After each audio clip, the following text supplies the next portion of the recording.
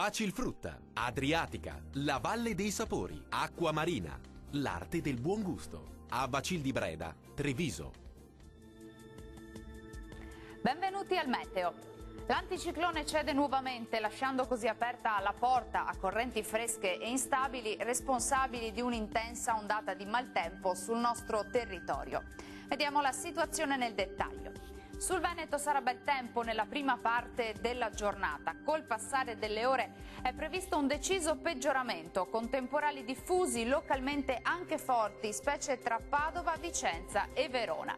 Attenzione perché associata alla pioggia non si esclude anche della grandine e anche violenti colpi di vento.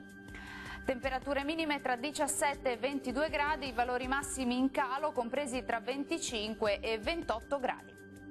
Situazione simile sul Friuli Venezia Giulia, con ampio soleggiamento dappertutto al mattino, ma con rovesci anche intensi dal pomeriggio, con possibili locali nubifragi.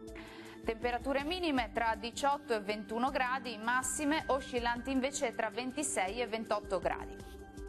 Uno sguardo infine al Trentino Alto Adige, dove prevarrà il sole al mattino, poi anche in questo caso col passare delle ore saranno possibili dei fenomeni instabili un po' su tutta la nostra regione. Temperature minime sui 18 gradi, massime comprese invece tra 29 e 30 gradi.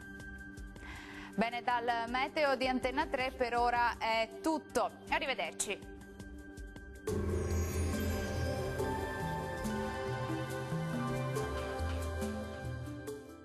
Facilfrutta, Adriatica, la Valle dei Sapori, Acqua Marina, l'arte del buon gusto. A Bacil di Breda, Treviso.